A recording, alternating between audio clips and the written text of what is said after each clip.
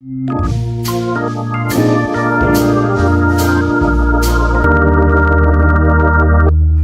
tarde, gente. Boa tarde, Henrique. Boa tarde, Gargano. Boa tarde, Petros. Boa tarde. Boa tarde, Gargano. Boa tarde, Henrique. Primeiro encontro nosso aqui nesse formato, né? A gente vem conduzindo o Ler para Ser, debatendo textos que a gente previamente seleciona.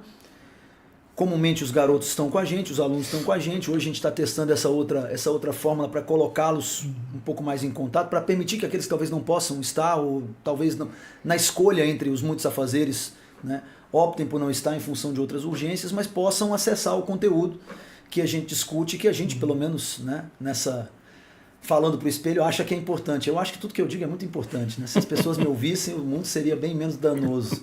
Né? A gente tem essa perspectiva egocêntrica. Então, de alguma forma, isso pode ser útil para os meninos. E é interessante essa pegada que a gente tem conseguido fazer, que é de abertamente dialogar, apresentar versões de leitura individual do livro.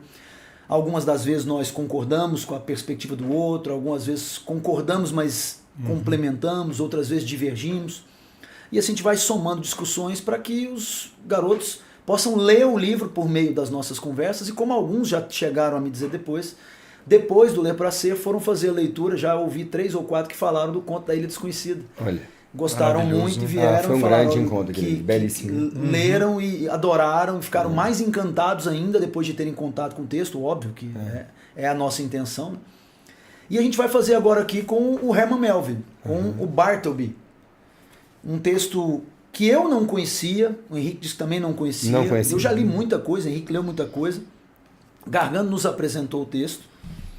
E eu já via, olha só como é a ignorância. A gente sempre ignora, né? Eu sou muito crítico dos sábios, né? Dos muitos sábios. Andei falando deles esses dias. Porque a gente nunca sabe tudo.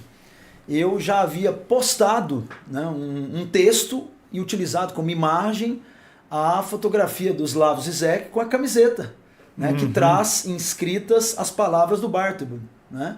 I would prefer not to. Né? Eu preferiria não.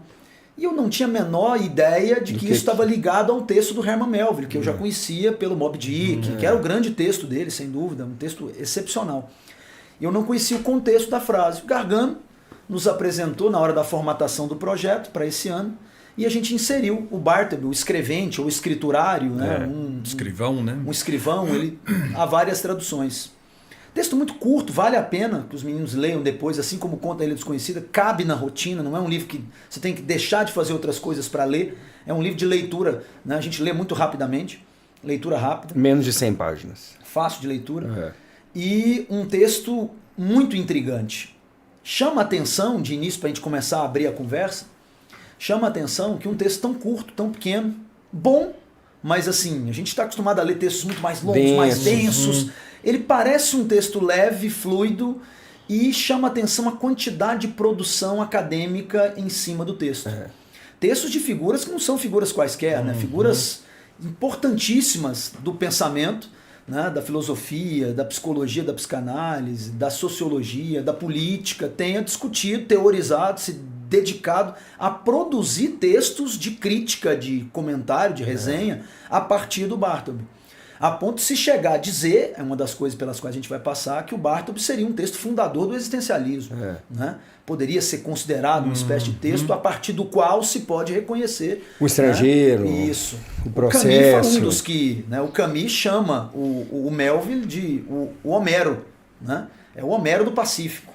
Né? E isso é pesado pra caramba. Né? Se a Grécia e o Ocidente, de um modo geral, teve o Homero, né? A cultura norte-americana tem o Herman Melville. Ô Petros, agora sabe que eu estava discutindo com o Gargano um pouquinho antes de você chegar, e eu acho muito interessante, né? Principalmente para os jovens, né? Os que vão ler o livro, e eles vão. E possivelmente eles vão até cobrar da gente um Ler para Ser sobre esse livro presencial.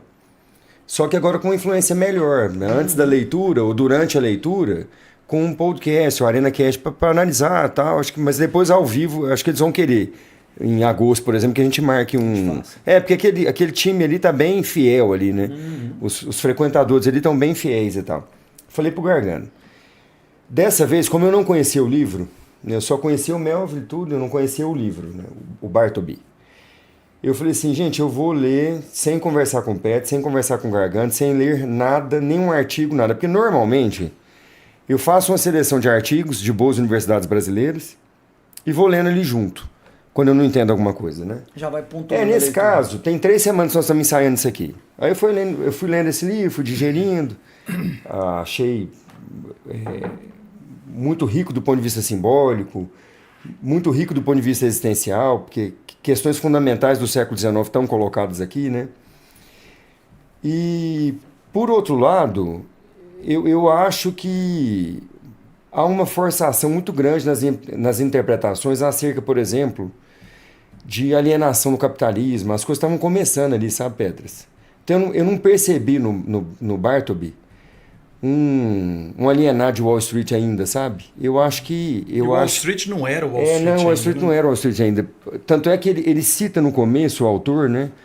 O narrador o narrador é o advogado, né?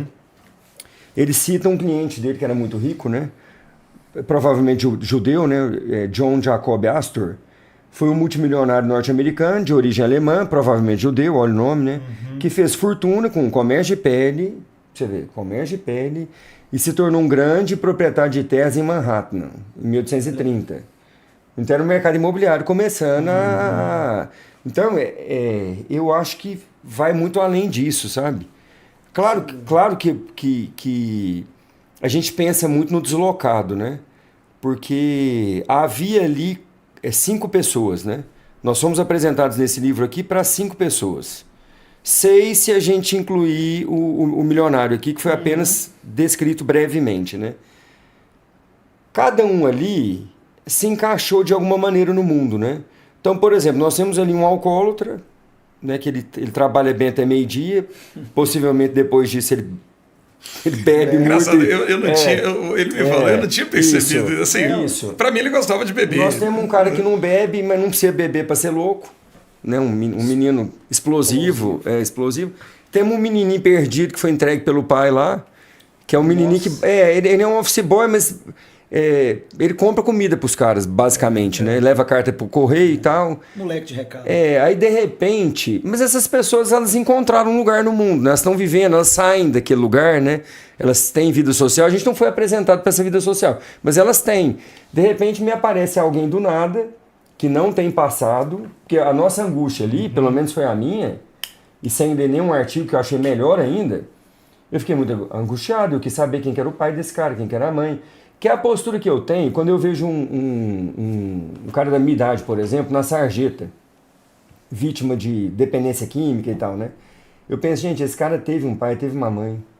Por mais que tenha sido uma casa simples em algum lugar, ele teve carinho. Uma avó desejou muito que ele prosperasse na vida e que ele tá jogado aqui, né? O que aconteceu no meio do caminho com esse cara, né?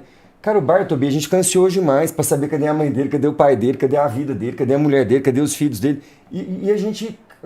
A obra termina sem que isso aconteça. E ele aparece do nada, né? Na verdade, o patrão colocou um anúncio, porque estava precisando de mais um funcionário, a empresa tinha crescido, tudo. Ele apareceu do nada. E assim, o que eu achei mais bonito foi o jeito que ele apareceu, né? Olha aqui, ó. E outra coisa, eu não sei se foi da tradução isso aqui, eu fiquei muito preocupado depois. Que eu achei muito bonito, né? No período imediatamente anterior ao advento de Bartleby. Advento, cara. Como assim advento, né? Ele apareceu. Aí o jeito que ele apareceu, né? Aquela coisa assim, aquela figura já muito castigada, assim, né? Ele faz uma descrição do Bartleby, né? Incrivelmente sem expressão. pobre. Vamos ver até a tradução, porque a gente está com livros diferentes, né? Aqui, ó, palidamente limpo, tristemente respeitável, incrivelmente pobre, incuravelmente pobre. Exatamente. É a minha tradução aqui, exatamente. O que você tem a dizer, Petras? O que você acha? Vou começar pontuando para os meninos pegarem a síntese. Esse é o livro mais fácil de sintetizar que eu já vi na minha vida. Porque tem 5 pessoas, né? Você já fez metade da síntese, eu vou complementar. Se o Petras me pedir para fazer essa síntese, eu prefiro não. Trata-se de um advogado, que é o narrador, não nomeado, um advogado bem sucedido. O Henrique já mencionou que ele estava... Mais ou menos. Ele até falou no começo que ele não tinha essa pretensão, né? E acho que ele achava a vida até mais leve por isso, né? Ele já tinha abandonado a ideia de fazer fortuna. Então, tanto é que o escritório dele é muito simples, Petras. Foi acontecendo uma verticalização claustrofóbica para ele. Porque janela lá, janela não significava vista, ele só via tijolo. E gradativamente ele foi perdendo até ventilação. Exatamente. Então dá para ver o mercado imobiliário realmente Crescendo. crescendo nos Estados Unidos. E a demanda do escritório crescendo. Crescendo, né? a demanda do escritório. A demanda do Isso. escritório, por isso que ele vai precisar de mais pessoas. e tal. Então é um cara que tem um processo de crescimento do seu negócio, do seu escritório. Ele já tinha, né, 2 funcionários e um moleque de recado, de que o Henrique falou agora há pouco. Funcionava basicamente. Esses 3 personagens são apresentados minimamente. São. O centro do texto é o advogado narrando o Bartleby. Bartleby é esse que chegou do incuravelmente pobre, que não tem origem, não tem explicação. Eu brinco dizendo que o Bartleby parece um homem sem umbigo. Um homem sem umbigo não tem cordão umbilical, né? Ele nasceu do nada. Né? Que a vínculo, biogênese. Ele brotou, é geração espontânea. O advento, né? O advento. O advento. E o que é interessante? Eu vejo uma explicação, minha leitura disso, que a gente vai chegar a esse aprofundamento, é que o Bartleby é o homem. O Bartleby, de algum modo, é o sujeito que se funda para além do contexto no qual ele deve se inserir, porque ele rejeita o contexto. Né? O Bartleby, diferentemente dos sujeitos do Thoreau, que vão, como o próprio Thoreau, sair do mundo, ele sai do mundo dentro do mundo. Quando ele diz, eu preferiria não fazer, eu preferiria não sair do escritório, e ele prefere não comer na cadeia, e ele prefere morrer, você percebe claramente que ele saiu do mundo. É como se ele tivesse dito não à lógica do mundo, sem precisar sair do mundo. Ele se fechou em si. Então, ele representa, a meu ver, nessa ideia da falta de referências à origem, o sujeito que, de alguma forma, encontrou a si mesmo, sujeito, como bastante. De algum modo, eu me fecho aqui dentro.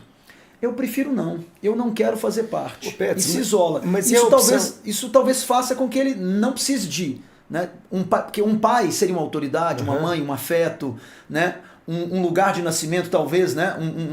Uma força telúrica me chamar, como o Drummond fala, né? Principalmente Nasci, Itabira.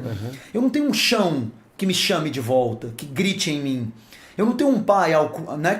que me seja sombra, o pai. Eu não tenho uma mãe, né? Colo, né? De rememoração. Eu tenho a mim, somente a mim. O Bartleby é um homem sem ninguém. Ele me soa um homem sem origem, um homem sem passado. É assim que eu vejo.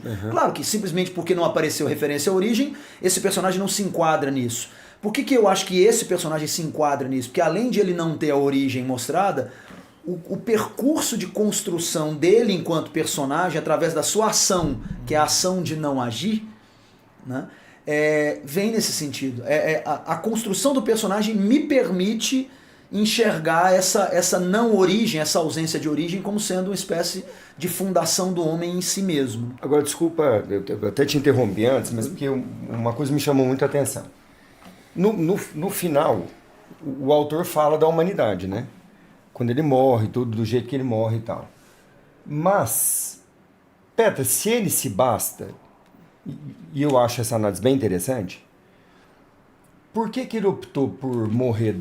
Porque ele optou por morrer, porque no escritório ele já estava morrendo.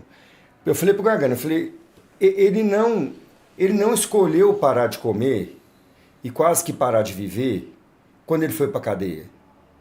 Ele já tinha feito isso. Ele já só comia poucas bolachas de gengibre. E ele já era cadavérico. Ou seja, ele preferiria ter ficado onde ele está. Ele foi levado para os outros lugares. Por que ele saiu do escritório? Ele não saiu, ele foi saído. Como ele não foi para a cadeia, ele foi levado. Onde é que o Bartleby ficaria? Aonde ele estava. Sem sair e sem fazer. Fechado em si mesmo. Ele é tocado ali porque ele ficou ali. O cara deu o prazo, volta, ele continua Agora, lá. Sabe o que é curioso? Por que ele foi para lá? Porque a gente não sabe, o autor não... Né? Mas nessa discussão aqui, né? Por que ele foi para lá? O que ele foi buscar naquele escritório? Deixa eu desenvolver um pouco mais essa ideia. Tá. E aí abrimos para o Gargano falar também. Não, eu tô Tô bem, obrigado. eu prefiro... Eu me basta. Eu preferiria não falar. Não, mas eu tô pensando... Para pontuar, para todo mundo se contextualizar.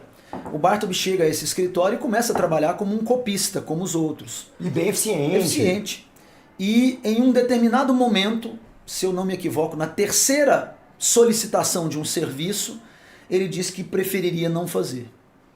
E depois dessa primeira recusa, outras recusas vão se suceder. De início, não somente recusa, às vezes ele faz alguma coisa, depois ele se recusa, e ao fim ele se recusa a qualquer coisa. Ele não copia, ele não coteja a cópia já feita com o original, ele não sai do escritório, entregam comida, ele também não come.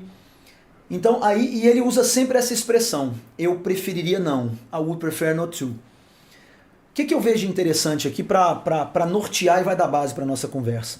Por que intriga tanto e revolta tanto o advogado, que é o narrador, o fato dele dizer isso? Note que ele tinha outros funcionários. Por que ele se fixou no Bartleby?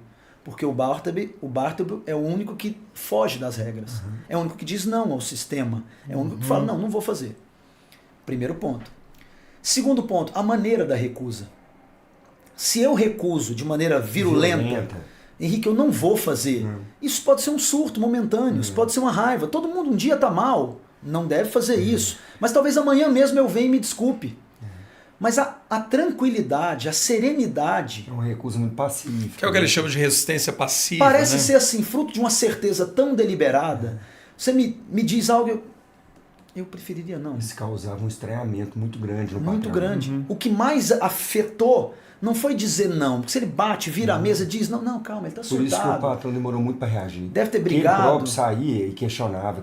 Exatamente. Falava, o que está acontecendo com esse rapaz? Ele tenta entender. Porque é tão sereno. E aí que eu falo de alguém que parece que tem uma resolução tão forte que ela não precisa ser nem defendida. Porque eu preferiria não. Você preferiria não o quê? Eu quando lia, eu ficava pensando aqui. I would prefer not to do it. O não. not to, ele O tem to essa... Ele para. Not to do what? Qualquer coisa. Whatever. Eu não quero fazer. Ou seja, ele se fecha. E é uma resolução tão... Como as resoluções dos santos. Os santos morrem na fogueira sem gritar. Ele é tão profundo, ele é tão... Os santos morrem na fogueira sem estertorar. Ele é alguém que não estertora. Porque ele morre certo do porquê morre. E tem uma coisa que eu acho interessante na construção da apresentação das personagens, o Ginger Nut, o Turkey e o Nips. Isso. Nippers, né? É a bolachinha que ele carregava lá. Isso. O Ginger Nut. O Ginger Nut. É o Turkey, o Nippers e o Ginger Nut. Isso. Cada um com características muito específicas. O peru, o alicate e o biscoito. Isso. O biscoito de gengibre. E o menino, exatamente. Né? Que tinha uma mesa cheia de biscoito. E tinha uma mesa, pelo menos, né? Então uma coisa muito interessante é que são características muito complicadas, né, para você ter como funcionário, né? Quer dizer, um é muito nervoso depois do meio, o outro é alcoólatra. Mas eles trabalham. Todas as características são aceitas desde que você trabalha. A única característica que você não pode ter é não querer trabalhar, que é o Bartleby, né? Quer dizer, o Bartleby, ele se recusa. Essa eu não posso aceitar. Você pode ser alcoólatra, você pode ser nervoso, você pode ser estressado, você pode ser uma criança. A gente pode estar fazendo, mas se recusar é uma coisa que trava o processo. O Gargani tem aquela coisa do ser humano, e não do patrão, né? Do ser humano. De compreender as coisas. Então, os outros três, ele compreendia. Por exemplo, ele compreendia um menino abandonado. Então, qual que é a função do menino abandonado novinho? Ele vai aprender a trabalhar comigo. Por enquanto, o que ele dá conta de fazer? Os dois outros, ele compreendia. Gente, por quase 60 páginas aqui, ele tenta compreender o Bartleby, ele tenta compreender. Tanto é que ele não, a priori, ele não se indigna com a inação do Bartleby. Ele busca as razões, ele tenta compreender. Tanto ele tem compaixão. Tem compaixão. Tanto é que ele, num momento crucial, ele fala, gente, eu preciso conversar com esse cara. Preciso saber quem que é a mãe dele, quem que é o pai dele, qual que é o passado dele, o que ele fez, o que ele não fez. E mais uma vez ele, eu prefiro não dizer. Então, mas tem uma coisa aí que eu acho muito interessante. O advogado, ele não... Eu acho que o advogado, ele... Quando ele recebe o primeiro, eu preferiria não, quebra a lógica. Quer dizer, a coisa está funcionando, né? E eu gosto da ideia, né? O subtítulo, para quem está acompanhando a gente, é Bartleby, o escriturário é uma história de Wall Street. Só que esse Wall Street não é o Wall Street que a gente conhece hoje, enfim, mercado financeiro, coisa do tipo. O livro foi publicado em 1853. Meados do 19. É literalmente uma rua de paredes, né? Uma rua de prédios. Quer dizer, A gente está falando aqui de um processo de urbanização violento, quer dizer, muitos prédios, as pessoas estão encaixotadas. O tempo todo você tem essas imagens dos muros.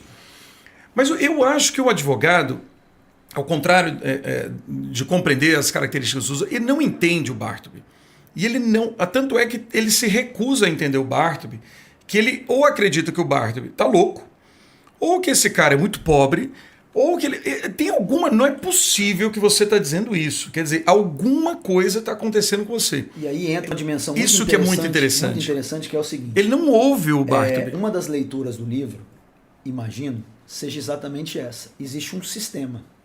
Existe uma determinada ideia do que o mundo deve ser e de como as pessoas devem ser neste mundo. Inclusive uma lógica gramatical. O que se espera. Lógica gramatical. Né? E olha como no começo, segunda página, ele diz aqui, ó.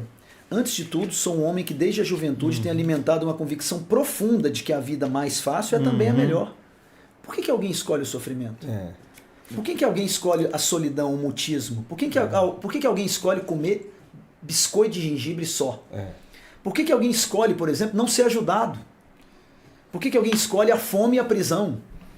Então, note como existe aqui realmente uma recusa do advogado em sair fora do universo que ele escolheu. E aí aqui a gente tem a perspectiva do existencial. Né? Como é que o sujeito pode fazer essa escolha? Por que o sujeito faz uma escolha que não é uma escolha que eu faria? Isso. E aí eu já julgo que essa escolha não é fazível, não é possível. O Pet, eu até complemento, ele escolheu, inclusive, não buscar uma riqueza excessiva. Porque isso também consome a vida na ótica dele. Tanto é que, olha aqui, ó, desde a juventude tem a plena convicção de que a vida mais fácil é também a melhor. Por isso, embora eu pertença a uma profissão proverbialmente enérgica e agitada, às vezes até turbulenta, jamais permiti que tais coisas perturbassem minha paz. Sou um desses advogados pouco ambiciosos, que nunca se dirigem a um júri ou de modo algum buscam aplauso público.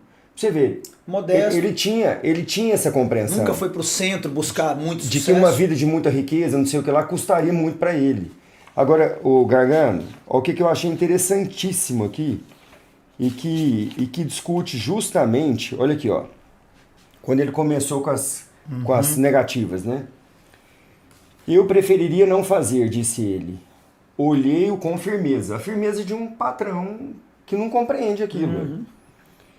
Seu rosto esquálido estava sereno, seus olhos cinzentos, calmos e apagados. Você vê, ele tem muita sensibilidade, ele desenvolveu muita sensibilidade na tentativa de compreender o Bartleby. Os outros, como ele entendia dos outros três também, é o que ele buscava nele. Nenhuma agitação lhe enrugava a face. Se houvesse o menor sinal de nervosismo, raiva, impaciência ou impertinência em seu comportamento, em outras palavras, se houvesse nele qualquer coisa ordinariamente humana, sem dúvida eu o teria demitido de forma violenta. Ele não teve como fazê-lo. Porque não era uma simples negativa, era uma coisa muito mais complexa. E ele não está levando para o lado da loucura aqui, ó. Depois ele vai. Depois ele começa com as hipóteses. Depois ele vai. Mas aqui, como ele está começando um relacionamento, ele saía do escritório muito preocupado com isso aqui. Por exemplo, ele demorou muito para descobrir que o Bartleby morava no escritório. Foi num domingo, gente. Ele chegou lá num domingo. Ocasionalmente. Cara, acho que ele nunca tinha domingo no próprio escritório. No próprio escritório. Porque o que o advogado vai fazer domingo? Não era a rotina dele? Não era a rotina. Ele chega a imaginar que o Bartleby estava com alguma indecência, entre aspas. Com alguma mulher, com algum homem. Depois ele fala, não, mas o Bartleby é muito correto. Não é muito correto, ele não está fazendo isso. Aí, de repente, quando o Bartleby vai embora, ele descobre que a escova de dente está lá, que o sabonete está lá, que ele estava morando no escritório. É aí que ele tem a noção de uma suposta precariedade dele. E aí, qual que é o lance de aí novo a outra do hipótese, sistema? ele é miserável, ele é muito pobre. Ele é muito pobre, ele tem que morar aqui. E a gente entende que a precariedade material é uma condição que ninguém deseja, em que ninguém quer estar. Então, ninguém está ali porque... E que tira a humanidade do sujeito. Eu vou colocar uma questão que eu já vi uma vez. Morava no Jaó, há um andarilho, não sei se ainda está por lá, mas ele era típico lá. As pessoas tentavam ajudá-lo. Várias. Eu tentei, ele era muito arredio. E eu ouvi de um morador que uma vez conseguiu um diálogo com ele, uma interlocução com ele. E diz que esse cara falou uma vez, botava-se comida para ele. Comida. salgadinho, bolo, ele não comia. Ele comia as coisas do lixo. É uma loucura pra mim. E aí diziam pra ele, e a única coisa que esse cara disse pra ele, eles chamavam de tatu, porque ele era todo sujo. Ele dizia só assim, por que as pessoas não entendem que eu escolhi estar aqui? Cara, ele falava isso. Por que as pessoas não entendem que eu escolhi, eu estou onde eu quero? Ninguém vai me tirar daqui. Eu escolhi, eu não fui jogado aqui. Eu vejo no Bartleby muito isso. Eu me lembrei disso, de falar aqui, lendo, porque eu falei, cara, é isso. Porque nós, de algum modo, projetamos. Por isso que a gente tem dificuldade em relação ao outsider. Como é que você não quer ser rico? A sua análise faz muito, muito sentido. Se a gente pegar o fim do livro, em que o advogado vai dizer, olha, eu vou dar uma informação, que eu não sei se faz sentido, tal, o advogado diz, mas ele foi retirado da função dele e trabalhava na seção de cartas extraviadas. Quer dizer, metaforicamente, ele é uma dessas cartas, né? Ele é um cara que não tem lugar. Ele é um cara que vai sendo jogado de um lado para o outro e a função dele é não ter fim nenhum. Quer dizer, uma carta extraviada vai ser queimada, vai ser jogada fora. E há histórias belíssimas, quantas... Quer dizer, por isso que a análise que alguns filósofos fazem sobre a ideia da potência é muito interessante, né? Porque é uma potência, tem uma coisa ali que não se realiza. Tem algo ali que não vai. E é uma posição de afirmação de um não querer. Quer dizer, eu tenho potência de tudo. E eu vou afirmar aquilo que é uma das minhas potências e que quase ninguém realiza. A potência não de querer nada. Então, assim, você não quer trabalhar num bar? Essa, para mim, é a cena mais engraçada do livro. Né? Vai trabalhar num bar. Aí ele fala, um bar? Ué, rapaz, mas eu acho, não, preferiria... Existe uma questão gramatical sensacional, né, que há um momento em que o advogado pergunta, logo depois de ser né, interditado pelo eu preferiria não, ele fala, mas você não quer? Era fácil dizer, não quero, mas ele diz, prefiro não. E isso é muito interessante do ponto de vista epistemológico e filosófico, né? Porque não se trata de um querer ou não querer, se trata de preferir acima de querer. E aí aqui a gente conversava. Já é uma escolha, já tem convicção. Eu estou tentando me tornar senhor de mim. Só que ao mesmo tempo... Eu não faço o que eu quero. Né? E aí vamos lembrar, às vezes a gente é mais livre quando a gente faz o que a gente não quer. Já ouvi essa frase, não me lembro agora de quem, né? Me foge a citação aqui. Né? Se é mais livre, não quando não se faz nada, mas é quando se faz o que não quer, que você está sendo livre até do próprio desejo. Eu acho que é do Lacan. Eu tenho quase certeza que é do Lacan.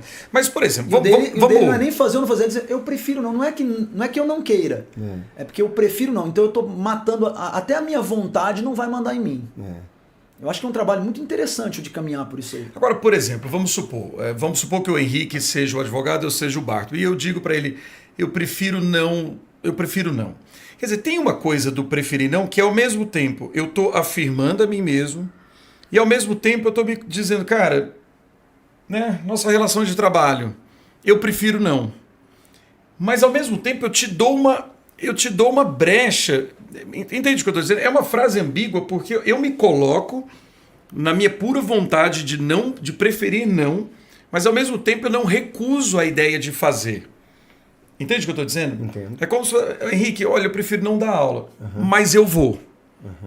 O Bartleby não avança para esse eu vou. Ele prefere. Então, assim, o que você faz diante de alguém que está dizendo que não quer fazer aquilo, ou que prefere não fazer? Quer dizer, o advogado ele trava, né? Cara, será que eu ultrapasso essa dimensão do preferir dele? Eu nunca pensei no preferir de alguém. Mas exatamente em função disso aí é que ele quebra a nossa lógica. Exatamente. Conforme você comentou. Exatamente. Eu prefiro não, mas tem que ir, vou. Não, eu prefiro não e ponto. Não, e essa história só continua porque ele não foi demitido. Exato. Que seria o que a gente espera até uma determinada página aqui? Que ele seja demitido, porque ele fez tudo para ser demitido. Inclusive, os colegas de trabalho, né? O Turque lá, por exemplo. Eles cobram.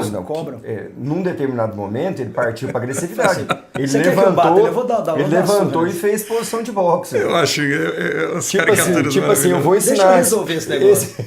Essa aqui eu resolvo. Parece filme de comédia. Exatamente. Me segura que eu vou lá pegar esse cara. Até o menininho, Ensinar pra ele o custo de não preferir. Até o menininho começou a ficar indignado com aquilo. Ele vira e fala, esse cara é louco, né? Não, e o patrão começou a ficar preocupado com a imagem dele.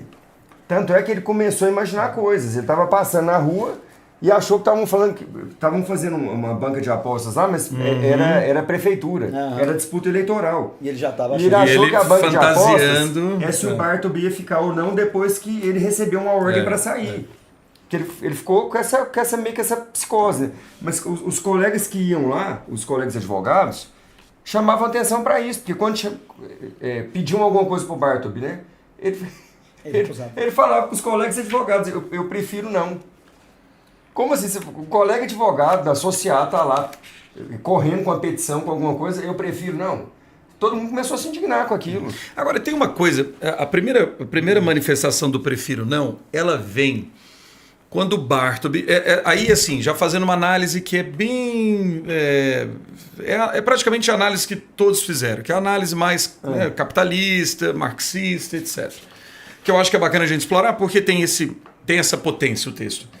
Primeira vez que ele faz a recusa é quando ele é pedido, ele é solicitado para fazer uma coisa que, teoricamente, vai além daquilo que ele foi contratado.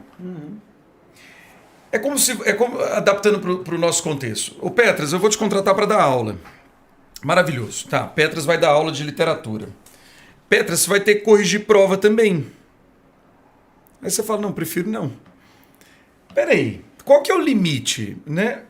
Porque quando a gente contrata alguém, é uma função específica. Só que todo trabalho envolve funções laterais que não estavam necessariamente escritas. Sindicalistas chamariam de desvio de função. Desvio de função, ou mais-valia, se a gente quiser, né? Quer dizer, se eu vou aproveitar esse sujeito para mandar... Aí tem uma hora que ele fala, ó, vai lá no correio, você não está fazendo muita coisa, vai lá no correio. Não, prefiro não. Se quiser, eu faço cópias maravilhosas, né? Mas cotejar, prefiro não. Isso é muito interessante, porque ele coloca um limite ali do trabalho dele, né? Que tudo bem, a leitura que a gente poderia fazer de uma recusa à alienação, né? Um indivíduo que está tomando consciência do seu querer e tal. Mas eu acho bacana isso, né? Quer dizer, a gente tem muitos preferirias não que a gente não diz, como garantia do nosso emprego. Sim. Né? E o Bartleby recusa. Emprego, relações, família. Exato. A gente preferia não um monte de coisa que a gente faz porque a gente precisa azeitar a engrenagem das relações e do mundo humano. Exatamente. Agora, tem uma passagem aqui que eu acho uma das mais bonitas, e aí entra uma questão que, quer dizer, aí já é uma viagem muito, muito pesada, assim, um chute muito longe que eu vou dar. Eu acho que, metaforicamente, o Bartleby é um tijolo. Quer dizer, não só porque ele se torna um tijolo no final, parece que ele entra no muro, né, da prisão, ele morre abraçado ao muro. Segundo, porque ele fica de frente para o muro como um muro. Dentro do escritório. Ele passa páginas e páginas de frente à janela, contemplando o muro, como um muro. Né? Porque é tudo muro. Né? Na frente do muro tem um muro, no muro branco, um muro escuro, e ele fica como um muro. Por isso que eu acho que essa questão de me joga aqui, me joga ali, faz o que você quer comigo, sabe? Me coloca onde você quiser, eu sou um objeto. E aí tem uma cena que é quando o advogado entrega o escritório e o outro cara aluga, e o Bartleby continua lá dentro, e aí o cara diz assim, ele é responsabilidade sua. Isso é muito, muito interessante, né? Quer dizer, a gente não está falando de uma pessoa mais... Eu comprei um imóvel desocupado. Deixa eu te falar, tem uma porta lá que você deixou. Eu comprei um imóvel desocupado. Se existe um locatário ou alguém que você deixou lá e que talvez possa até arguir um uso capião, isso é um problema... Sim, eu sou um adquirente de boa fé. Eu comprei a casa vazia. Mas não é mais ali a figura de um ser humano. Pois é, mas... Percebe? É a figura de um objeto que está ali. Isso que é muito interessante. E na verdade, Gargano, você falou de muro, o Pets brincou com... Você falou de porta, né? Comprei o imóvel, mas tem uma porta lá que tem que tirar. Mas olha aqui, ó. Quando ele ainda está... Quando o advogado que não tem nome, né? Não tem. Ele aparece como advogado. Quando ele está pensando ainda no que fazer e por que isso foi acontecer justamente com ele, né? Alguns dias se passaram, durante os quais, nas horas vagas, li um pouco sobre a vontade de Edwards e sobre a necessidade de Priestley. Naquelas circunstâncias, esses livros induziam um sentimento salutar. Aos poucos, fui passando a certeza de que aqueles meus problemas, relacionados ao escrevente, tinham sido todos predestinados pela eternidade. E Bartleby havia sido designado a mim por algum propósito misterioso de uma providência onisciente, e que não cabia a um mero mortal como eu sondar. Sim, Bartleby, fica aí atrás do seu biombo, pensei. Não devo mais persegui-lo. Você é tão inofensivo e silencioso quanto qualquer uma dessas poltronas velhas. Deixa eu ver. É exatamente isso. Ele é porta, ele é muro. Em suma, nunca me sinto tão à vontade em minha privacidade como quando sei que você está aqui. Porque já não mexe comigo mais. Já não está lá. Finalmente vejo isso. Olha ele encontrando paz de espírito. Só que durou pouco, né? Depois ele tira ele. Depois ele sai, né? Finalmente vejo isso. Sinto isso. Penetro o propósito predestinado da minha vida. Estou contente. Outras pessoas podem ter papéis mais grandiosos a desempenhar, né? Coisas muito grandes. Eu sou o Bartleby. Mas minha missão nesse mundo, Bartleby, é oferecer um lugar no escritório pelo período que você achar conveniente permanecer. Só que depois ele muda. Ele muda de estratégia e muda porque as circunstâncias vão obrigando. Né? Isso aqui é quase no final. Ele encontra paz aceitando que ele, de repente, teria que carregar o Bartleby pro resto da vida. E que nem era um peso tão grande assim, porque ele é uma poltrona. Ele não me atrapalha nem tirar a roupa, nem... E quando ele fala da questão do eu não vou mexer também, é porque ele não quer sondar esses mistérios. Talvez seja uma coisa que eu não consiga compreender. A sua resolução não seja alcançável por mim. Eu não vou encontrar dentro da minha sistemática uma justificativa, uma explicação. O Petras, e ele tentou com ele antes, né? Ele tentou sondar, ele tentou saber o que o Bartleby sentia, o que ele tentou. Num determinado momento ele se esforçou muito. Ele esgotou os limites dele. Aí ele aceitou, falou, isso é um karma, é algo que eu tenho que... O que eu vejo nesse livro? A quantidade de absurdos que há. Né? Por exemplo, o Bartleby vem do nada e entra. Do nada ele começa a se recusar e assim, gente, com toda a educação do mundo, se eu fizer 2, 3 recusas, você vai falar, olha, não faz sentido. Você está aqui para isso, você não vai fazer o para o que você está, então você não estará. Né? E ele vai... Então, isso também soa absurdo. Porque o advogado, ele também está envolvido com os mistérios do mundo. Sim. Ele também não é só um advogado, ele também não é só um patrão. Ele tenta sondar isso. Nossa, tanto é que ele tinha um perfil completo dos funcionários dele. Sim. Então ele era atento a isso. Muito atento. Muito. As questões existenciais, eu te falei isso. Ele não é só um pragmático, mas não é essa uma parte interessantíssima. O Bartleby faz o advogado mergulhar nessa subjetividade que não tem Wall Street. Mas é aí que eu estou elaborando a ideia de que, para mim, o que o Melville faz é criar uma grande alegoria em que algumas coisas são meio absurdas mesmo, exatamente para ele parar e falar assim, gente, vamos sentar aqui. E se? Entendeu? Uma hipótese. E se aparece um maluco? Você bota o cara lá e o sujeito faz isso que é um negócio assim... E aí? Qual vai ser? Como é que as pessoas vão reagir? Vamos dar uma olhada nisso. Então ele cria uma hipótese, como se fosse uma hipótese filosófica. Você parte de uma hipótese e aí dessa hipótese você vai elucubrando raciocínios. E por meio disso ele teria sido capaz de fundar, aí eu acho bastante conveniente pensar isso, fundar determinadas avenidas de pensamento. Uma das quais é essa, né, do sujeito. É muito existencial, existencialista, no sentido de, por exemplo... O Bartleby, ele decide que ele não vai fazer. Isso. Começa fazendo, depois isso eu faço, isso não, depois não faço nada, não faço nem sair, não faço nem comer, não faço nem defender a vida. Isso. Ele não defende a vida. Isso. Então, aí eu volto, se assenhorear tanto do próprio sujeito que ele é, de falar assim, a minha vida é tão minha que ela é um direito, não uma obrigação. E eu posso fazer dela o que eu bem entender. E só para complementar, não esquece que você quer falar no final, não, mas eu acho que vai complementar bem. Não sei se vocês vão concordar. Eu falei pro Gargano, há 15 minutos atrás, antes de você chegar, que eu achei um exagero enxergar alienação como no final do século XIX aqui, porque as coisas estavam começando. Então você comparar o mundo do Melville com o mundo do Chaplin, por exemplo. Né? Você não pode comparar o mundo do Bartleby com o mundo do Carlitos, por exemplo. Faz mais sentido ver na Metamorfose do Kafka isso, que já era na Europa, e no início do século XX, eu já podia falar, né? As coisas estavam... O trabalho, o homem que vira inseto porque não produz. Isso. Agora, por outro lado, o que eu achei muito interessante, pode parecer banal, mas eu não acho de jeito nenhum. Quando eu fui vendo essa resistência do Bartleby, a priori sem propósito, porque ele não anunciou nenhum propósito, né? Ele morreu sem anunciar uma bandeira, sem nada. Não tem objeto. Não tem objeto. O que eu fiquei lembrando, Pedro, um filme que marcou a nossa geração, eu lembrei na hora, que foi o Forrest Gump, né? Quando ele começa a correr, cara. Quando ele começa a correr, como era um mundo de ideologia, era um mundo de ideais, quando ele começa a correr, todo mundo começa a correr atrás, porque imagina uma grande causa, né? E de repente ele para, olha para trás e fala que só queria correr. Então o Bartleby, por exemplo, cadê a grande causa? Né? Cadê o Gandhi nele, que é a resistência pacífica e tudo, mas espera aí, é libertar a Índia tem um do porquê, do tem Império um porquê. Britânico e tal, né? Aí, é boa análise. Aí cadê a grande... Porque o século XIX foi o século das grandes causas, né? E que culminaram com a Primeira Guerra Mundial, com a Segunda Guerra Mundial. Cadê a grande causa dele? Mas não é isso que assusta.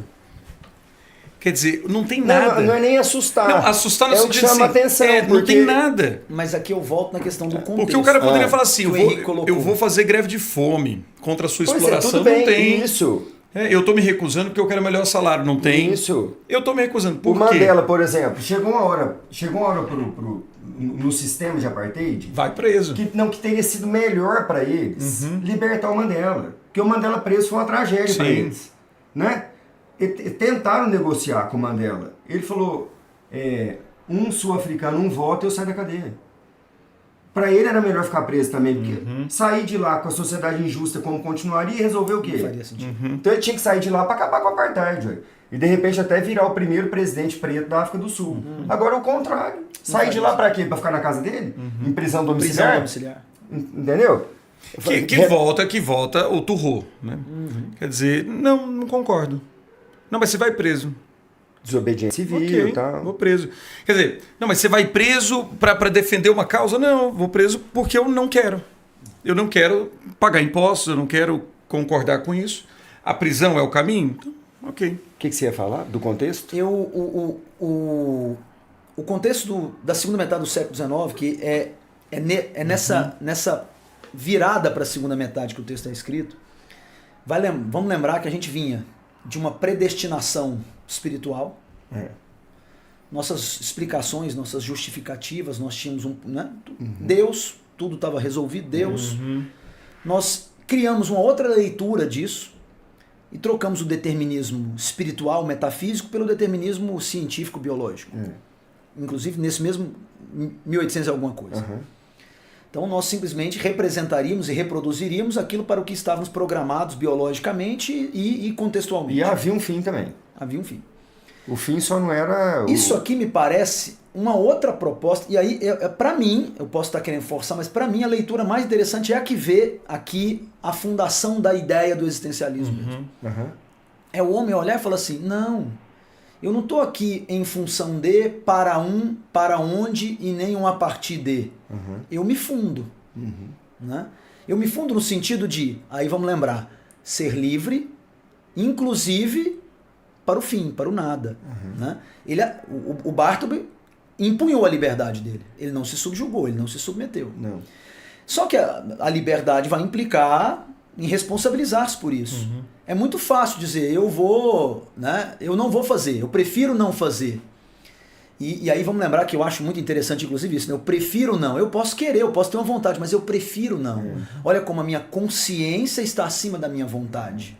Eu tenho inclinações, eu posso ter desejos, eu posso ter vontades, mas eu prefiro não querer isso, eu prefiro não fazer o que quero. Ou eu preferiria, é sensacional também por isso. Então eu vejo um assenhoramento do sujeito em relação até à própria condição biológica, em relação até o próprio código de programação. Tudo bem mas você não quer? Não, eu prefiro não. Né? E isso de algum modo está mostrando que pode haver em nós uma instância acima do querer, acima da vontade, que é uma escolha deliberada e consciente do sujeito, e aí depois o Freud vai dizer que não necessariamente vai ser consciente, mas uma escolha do sujeito pelo que fazer de si, pelo que ele quer se tornar e pelo que fazer de si, inclusive assumindo a absoluta responsabilidade. Deixa eu te falar, você tem noção do preço que você vai pagar? Tem. E quero pagar. Né? Você vai preso. Ah, eu trouxe comida. Não quero. Então eu vejo isso, né? Como ele leva até a última. Você é livre e é responsável. Ele assume essa responsabilidade. Sim. Inclusive para levar, e aí vamos, né, para as vertentes, para levar a ideia de que uma das possibilidades da vida é exatamente o próprio absurdo mesmo. Ele falou, eu quero a morte. Eu posso querer a morte. Né? Então, assim, eu vejo na resolução do Bartleby alguma das coisas que serve de premissa mesmo. Né? Como se os caras pudessem ver. Você está vendo que esse sujeito tá tendo a ousadia de dizer que ele não está aferroado a nenhuma origem, que ele não deve, talvez por isso não tenha pai, nem mãe, nem origem. Nenhuma metanarrativa, né? nem... Não saiu de algum lugar. Né? E aí, claro, o que mataria isso? O próprio sujeito se dizer. Que o enigma seria decifrado. Nós sempre vemos esse sujeito pela ótica de quem não o compreende. E aí entra uma perspectiva narrativa que é fundamental, de técnica literária. Se uma voz onisciente narra, ela teria que explicá-lo. Se ele próprio se narra, ele teria que justificar-se.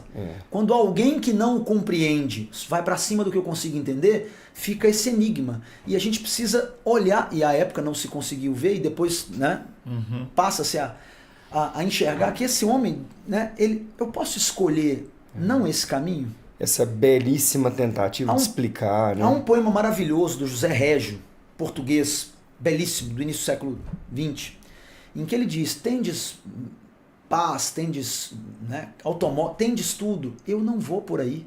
Né? Então, é a recusa. As pessoas vêm, só que ele diz, eu não vou. Aí que ele só diz, eu prefiro não. Né? No Zé Régio é incandescente. Eu não vou por aí. Vocês querem me levar? Eu não vou por aí. É o sujeito assumindo as rédeas do próprio existir e levando-se para, mesmo que seja para o fim. E aí, uma outra coisa importante, só para abrir para vocês. A gente não estaria sendo, de algum modo, incoerente, não vendo nisso aqui, nesse eu prefiro não, a uma ordem, e inclusive assumindo a consequência de ser jogado na rua ou de ir para a prisão e de morrer, como algo louvável do ponto de vista do sujeito se assenhoreando de si, se um pouquinho mais na frente a gente não vai ver exatamente na responsabilidade, né, e julgamento da Hannah, né, no argumento de Nuremberg, eu cumpri a ordem. Pois o que a gente cobra? O que a gente cobra daqueles caras que cumpriam ordens? Dizer para o superior hierárquico, eu não vou fazer. Eu prefiro não fazer. Mas você vai morrer. Ok. Olha como, eu sei que se eu não fizer, eu morro. Mas então eu vou assumir. É impossível não pensar no Holocausto olhando para ele. Porque toda vez que você está vendo um filme muito sério sobre o Holocausto, que você está analisando biografias, você pensa, por que eles não disseram não, né? Por que eles não se negaram? Aí é toda a tese da Hannah Arendt. E sabe que eu falei pro Gargano, Pedro, tem uma passagem que eu acho muito bonita, porque o advogado se envolve muito com ele. Né? O advogado, na minha modesta opinião, não passa a ter só dó dele. Vai muito além disso, ele desenvolve um sentimento por ele acostuma com ele. Tanto é que quando ele chega na porta do escritório, ele é marcado por uma ambiguidade, assim, um sentimento muito ambíguo. Porque ele pensa assim, se ele estiver indo embora mesmo. Eu acho que a própria vida dele estava muito sem sentido, sabe, Pedro? Sem dúvida. Sabe, Gargano? A vida daquele advogado... Olhou paternalmente. Sabe por quê? Cadê ele falando do que, em tese, completava a vida das pessoas naquela época? Família. Cadê a família dele? Cadê a esposa dele? Cadê os filhos dele? Eu senti muita falta também. Parece que ele só tinha um trabalho. Porque ele ficou Parece que ele só tinha um trabalho. Porque ele ficou questionando o outro, né? Eu acho que ele estava questionando a ele mesmo. Então ele desenvolveu uma empatia pelo Bartleby muito sincera. E por isso essa ambiguidade na hora que ele mandou o Bartleby embora. Porque ele pensou assim, se ele foi mesmo, hein? Como é que vai ser minha vida amanhã? Por que o Bartleby despertou essa curiosidade tão grande dele? Porque o Bartleby era um enigma. Fez sentido para a vida dele. A falta que a falta faz. Então ele próprio tinha muitas faltas, né? Então ele se identificou muito com o Bartleby. É um primeiro ponto. Segundo ponto, que eu te falei. Quando ele foi para a cadeia e o advogado o visitou pela primeira vez, o advogado ficou um pouco aliviado. Porque falou, ele está no ambiente agora muito melhor. Porque como ele não era um criminoso comum, ele foi visto pelos carcereiros, pelos gestores do presídio como uma pessoa de bem, que tinha que estar, na verdade, numa clínica psiquiátrica, talvez. Não fez um mal. Não cometeu crime algum. Então, mas estava lá. Não correria risco. Ele ficava no jardim o dia inteiro, então foi uma visão do advogado. Nossa, agora ele está num jardim e tal, mas ele era a mesma pessoa, sem comer do mesmo jeito, virando parte da paisagem, né? Virando parte da arquitetura do prédio, que ficou muito claro no final, né?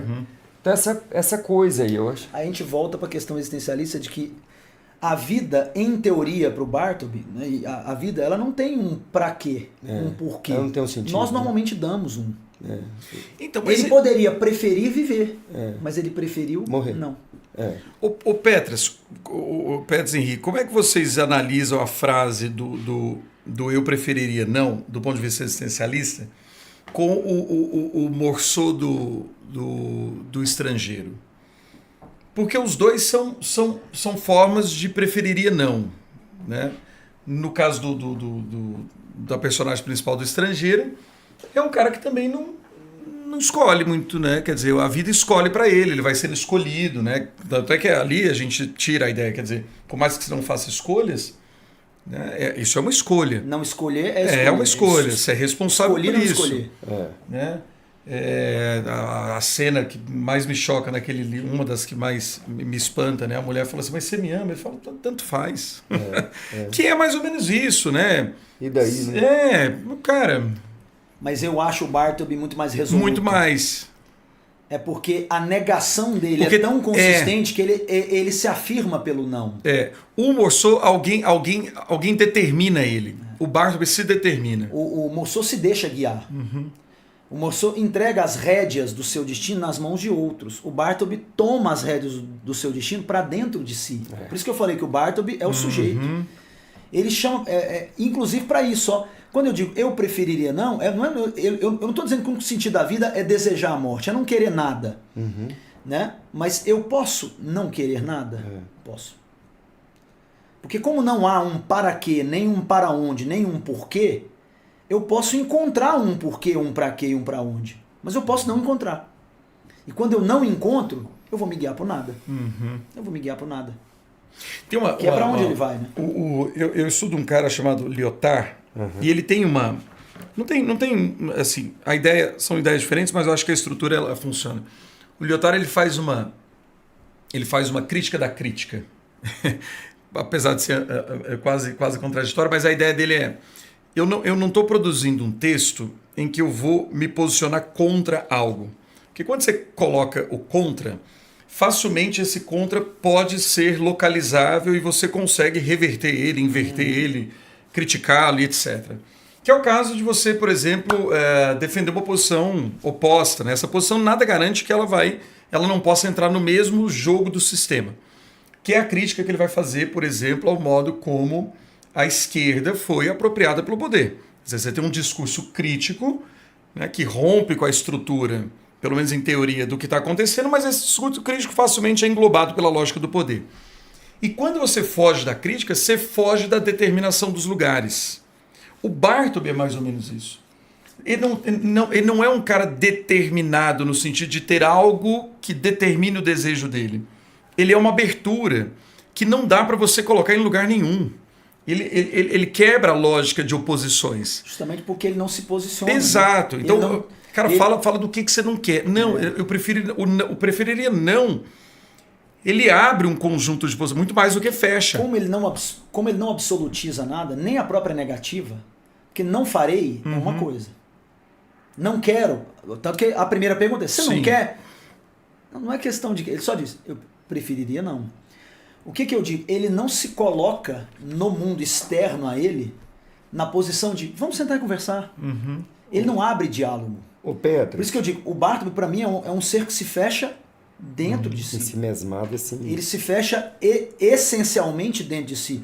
Como se o existir fosse refratário ao outro. Como se o existir fosse refratário à ordem, a tudo. Eu vou existir aqui, ó, até o fim. Agora, Petras e Gargano.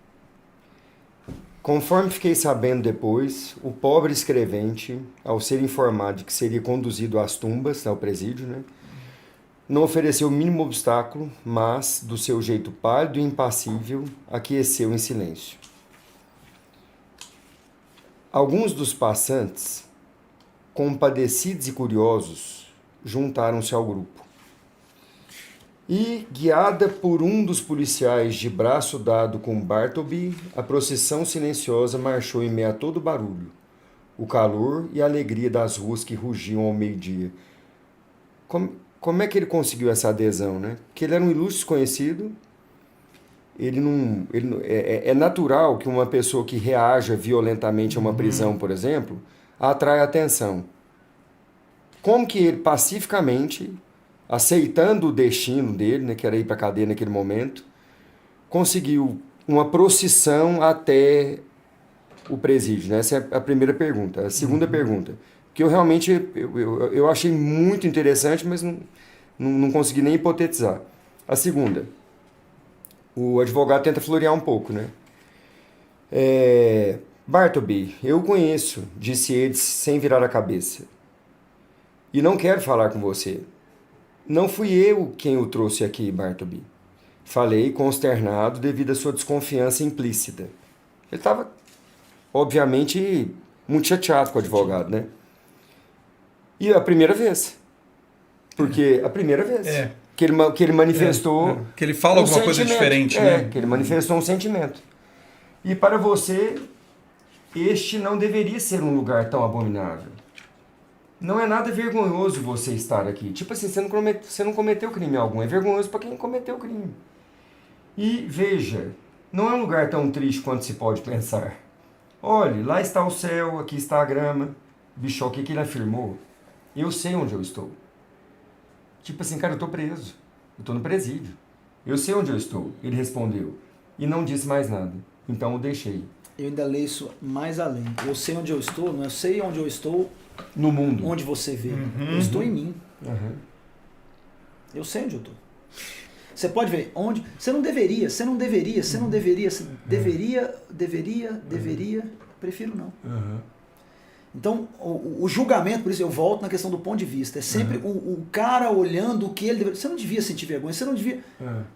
O que eu devo, o que eu julgo dever. E aí a resposta é só essa. Eu sei onde eu estou. E a procissão? Porque ficou muito religioso aquele ali, até a palavra, né? Ele usou procissão. Procissão. Né? Eu tenho uma outra passagem que eu acho que... O que eu acho interessante no Preferiria Não, assim, de um outro ponto de vista.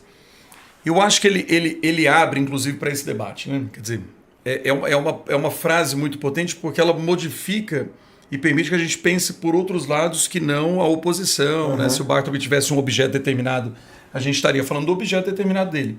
Né? Se ele tivesse, eu prefiro não copiar, a gente falaria do trabalho alienado, né? Olha, o trabalho de copista é um saco e tal. Mas a gente está falando da própria vontade, quer dizer, do próprio Preferiria Não. A coisa foi se ampliando a ponto dele preferir não qualquer coisa. E eu acho que essa é a grande questão, né? Que o Melville coloca, né? Quer dizer, quando você coloca uma questão como essa, você inevita. Por isso que eu acho que o existencialismo é interessante. Você faz o sujeito voltar para si e olhar para o que ele quer. E aí tem uma passagem que eu acho genial, que é bem kantiana, né? Até anotei aqui Kant. O advogado pergunta, o que eu farei? Perguntei a mim mesmo, abotoando meu casaco até o colarinho. O que farei? O que eu devo fazer? Pergunta ética fundamental. O que a consciência diz que devo fazer com esse homem, ou melhor, com esse fantasma? É imperativo que me livre dele. Ele precisa ir, mas como? Você não pode enxotá-lo. É o pobre, o pálido, o passivo, o mortal. Você não enxotará uma criatura tão indefesa porta fora. Isso. Você não vai manchar sua honra com tamanha crueldade. Não vou. Não posso fazer isso. É preferível, ele usa, preferível deixá-lo viver e morrer aqui. E então sepultar seus restos na parede. Né? Por isso que a ideia Mas a ideia é uma das primeiras vezes que o advogado se faz uma questão ética. No sentido de uma reflexão ética. Quer dizer, qual é o princípio de ação que eu tomo diante desse cara? Valor. E esse cara está me demonstrando que, e aí o Kant aqui não é à toa, esse cara está mostrando um princípio ético fundamental, que é o princípio da dignidade da pessoa humana. Quer dizer, o indivíduo ele se coloca, olha, eu sou o mínimo, o mínimo que tem aqui é a minha vontade. A minha vontade de não querer. Eu sou isso. Ótimo. É maravilhoso. É o que eu falo, ele se refugia no território do próprio ser. Sim. Ele se refugia no único território, né, incapturável, né, inexplorável, que o estrangeiro ou outro, em teoria, não pode invadir, indevassável. O território mais defensável, o que não pode ser devassado, sob qualquer hipótese, é o território da sua essência, do seu ser, do seu sujeito. Né? E ele o tempo todo vai se recusando, a partir do momento que brota isso nele, né? Ele começou copiando. Né? Vai surgindo, é uma consciência que vai se manifestando. Primeiro, só uma atividade, outra eu topo. Depois nenhuma. Depois já não quero sair. Olha como há uma espécie de ampliação do não preferir ou do preferir não, né? Tem uma coisa que eu acho bacana, o que o Henrique estava comentando antes da gente entrar, que eu também concordo, eu acho que eu concordo com você, Henrique. Eu acho que tem uma leitura muito... As leituras, claro, as interpretações elas acabam fechando num ponto, né? A leitura marxista eu acho que ela reduz um pouco a coisa, primeiro por essa questão histórica, você não tem ainda a coisa tão complexa a ponto da gente falar de alienação e etc. Mas tem uma coisa que é muito interessante do preferir e não, porque dá a possibilidade da gente pensar também que há coisas que ele preferiria. Quer dizer, isso aí eu preferiria não. Né? E há outras que ele provavelmente preferiria. Eu digo isso porque tem o Lyotard também, que é esse autor que eu estudo, ele tem uma crítica, que não é uma crítica feita só por ele, que é muito interessante, que é uma crítica à ideia de alienação no Marx. O Marx vai dizer que o trabalho capitalista é fundamentalmente alienado, o sujeito se vê separado de si mesmo, faz uma coisa, né, da qual ele não se sente pertencido, há um sofrimento ali porque ele é obrigado a fazer aquilo. Ele não conhece o resultado final. Ele não conhece o resultado final, o objeto do trabalho dele pertence àquele que detém... Ele está fabricando uma bomba atômica e não... Exato. Quer dizer, eu estou fazendo uma coisa, por isso que eu me sinto mal, eu estou fazendo uma coisa que não é minha, eu estou desconectado de mim mesmo, né, que é a ideia de separação, que é a ideia de alienação. E aí o Lyotard vai dizer o seguinte, mas há pessoas que sentem prazer. Tem gente que gosta, que quer. Quer dizer, eu não posso falar pelo outro o que ele não gosta ou o que ele não gosta. E ele tem uma passagem que é linda num livro chamado Economia Libidinal, que ele vai dizer o seguinte, e se o cara gozar lá no meio de uma metalúrgica e gostar do barulho do ferro, sabe? Isso é aquilo. Como é que eu, enquanto teórico, posso dizer que o cara está alienado? Percebe? É como tem se um prazer ali. Abraçasse todos os sujeitos. O Bartleby, por isso que quando você diz eu preferiria não, é a recusa do ser humano em relação à alienação do mundo capitalista. Não necessariamente. Não necessariamente. A recusa do sujeito. Às vezes ele tá querendo preferir, sei lá, fazer uma outra atividade, mas ele quer preferir fazer outra. Percebe? Ótimo. Por isso que eu acho uma análise assim, um pouco mais... Claro que você faz uma análise marxista, você vai por esse caminho. Mas a ideia de que o Bartleby é funcionário de outro lugar. Né? E ele não saiu porque ele não preferiria, não. Ele saiu porque... Provavelmente sim, porque ele foi enviado, né? No final disso que ele foi tirado de lá, provavelmente. Mas ele é um cara que trabalhou durante a vida inteira. E ele era um excelente copista. Tanto é que ele sabia fazer aquilo. Então ele trabalhou muito tempo como copista, ele era um cara dedicado. Ele esteve em outro escritório antes, provavelmente. Talvez a gente pudesse falar aqui de limites. Enfim. De um momento da existência dele, ele se despertou. Exato. Lá, não quer. Exato. Como eu acho que um dia, todos nós aqui vamos passar por um dia que a gente vai falar pro cara. Henrique, prefiro não. Prefiro não, vou pra minha fazendinha, igual o Pérez falou, vou... Fazendinha não, ele quer fazendinha não. Ele quer uma vinícola. Não, cantinho, sítiozinho. Sítiozinho. Contemplação, fazenda em uma quinta. Manutenção. Trabalhar. Você quer uma quinta. Ele tá pensando na aposentadoria mesmo. O Pérez... Mas é procissão, isso. Queria falar. Tá, a procissão. Bom, no caso da procissão seria isso, quer dizer, o Bartleby, ele muda a maneira de pensar dos indivíduos. Nesse sentido. Eu vejo isso. Então, os indivíduos, eles se percebem que eles são capazes de... Né? Eu vejo que, assim, ele não nos dá de que forma exatamente a procissão, as pessoas veem o sujeito. Ele pode ser o louco. Nós cansamos de ver historicamente, medievalmente até há pouco, as pessoas irem em massa assistir as execuções. As pessoas acompanhavam suplícios, o preso né? ao cadafalso, todo o périplo, e viam até a última gota de sangue gotejar. As pessoas podem estar ali, né, simplesmente gozando com, né, a expiação do sujeito louco, do maluco. E na Segunda Guerra isso aconteceu com as mulheres francesas, por exemplo, que transaram com os oficiais nazistas. Elas foram, muitas delas, vítimas de violência em praça pública e... Com aplauso. Com participação da multidão. Então eu posso estar simplesmente olhando para esse doido, para esse idiota que se recusa a fazer as coisas, O olhar pode ser de menosprezo, o olhar pode ser de concordância com o fato dele ser excluído. A gente não tem isso, né? Mas pode ser também, e aí, de novo, literatura é genial porque é símbolo, e símbolo nunca se esgota. Né? Você não vai botar esse círculo dentro de um quadrado e um quadrado dentro de um círculo. Vai sobrar coisa. Então nenhuma explicação vai fechar. Só tem uma coisa, Pets, porque fala em compadecidos, né? Então eles estavam...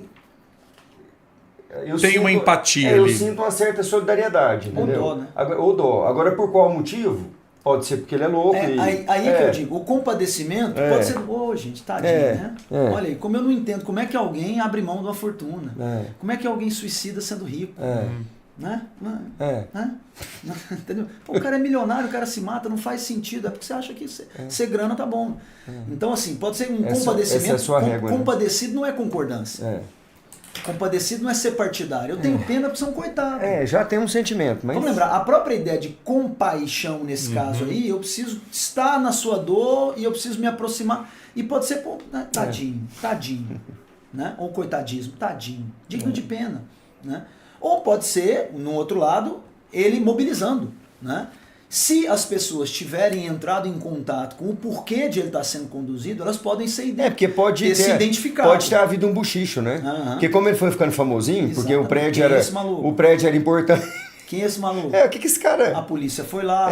Então, quando as pessoas, caso tenham entrado em contato com a razão, elas podem ter o que ele fez? Ele só se manteve lá? Aí o Bartleby poderia ter sido o princípio, né? A fagulha de uma revolução comportamental ou consciencial. Né? Sim. Como, né? Todas elas começam assim também. Isso aí. Ô, Petros, acho que está chegando a hora de fechar. Eu quero deixar uma proposta para vocês. Eu gostei demais. Vai ser um livro de fácil leitura para os meninos. Sabe o que a gente pode fazer? Entrar nas salas amanhã e falar do livro para eles. Sim. Falar do Arena Cast para eles. Para que eles assistam assim. Propor a leitura nas férias. Propor para que eles assistam nas férias.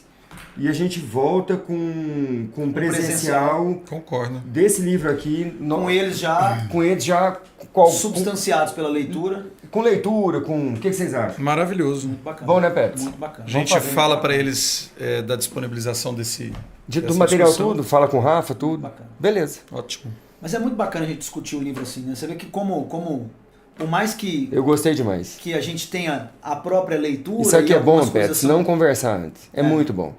Porque você não está influenciado. Você, por exemplo, tem muito mais referências na literatura. Então, se eu converso com você antes...